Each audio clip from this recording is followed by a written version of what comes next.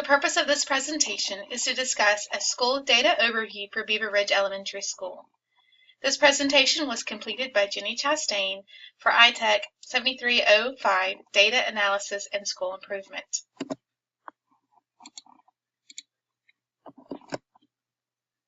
The purpose of this data overview is to review and analyze the data for strengths and weaknesses of the Georgia Milestone Assessment for the 2014-2015 school year.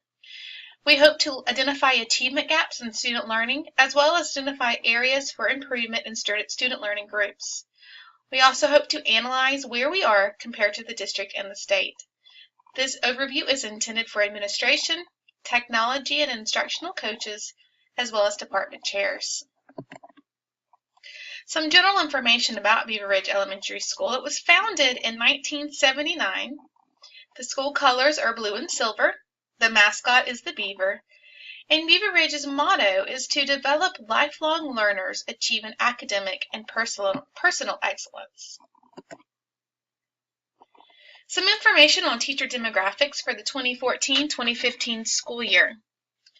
During that school year, we had 87 teachers on staff, and out of those 87 teachers, you can see that 39% of them had a bachelor's degree and 34% had a master's degree. Majority of our teachers that year had either a master's or a bachelor's degree, but there were some teachers that had specialist, doctorate, or other. Again, looking at the experience and education for the 2014-2015 school year, majority of the teachers had taught between 6 to 15 years. With the largest group being 6 to 10 years. Student demographics for the 3 previous years, 2012-2013, 2013-2014, and then of course the 2014-2015 school year. You can see our Hispanic population is definitely the largest, and our Pacific Islander being the smallest.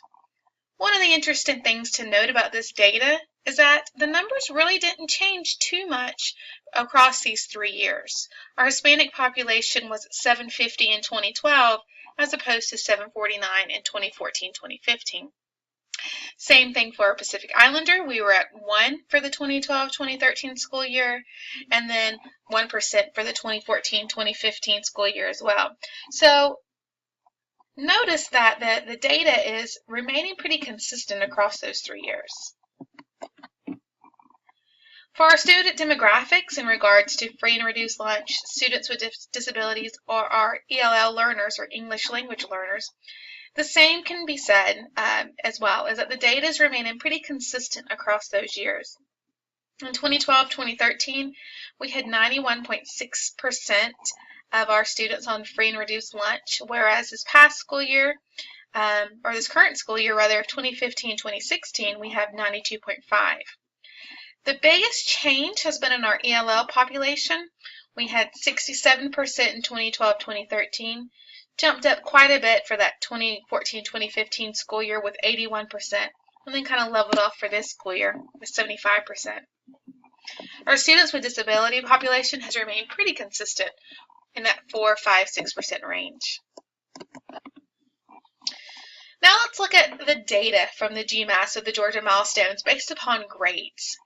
These charts are going to show us how Beaver Ridge students did as compared to the Gwinnett County, the district students, as well as the state of Georgia.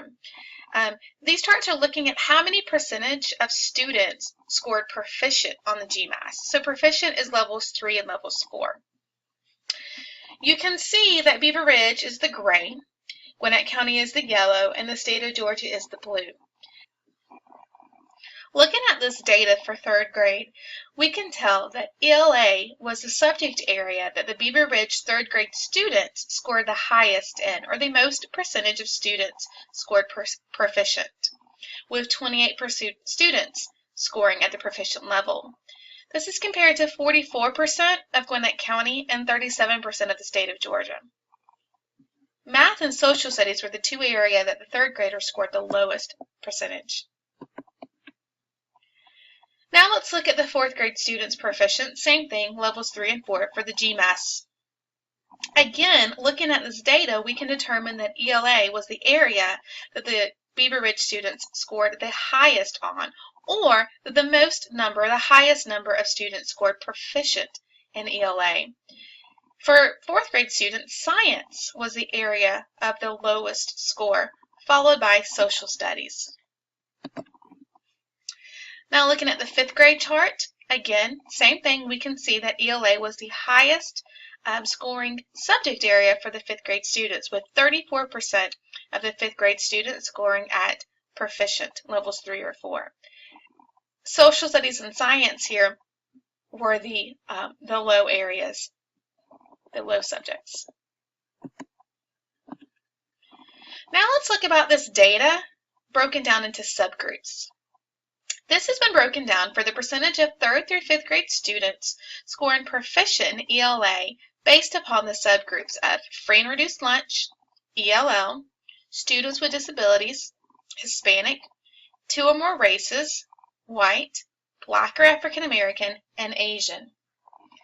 It is important to note that students could fall into more than one of these subgroups.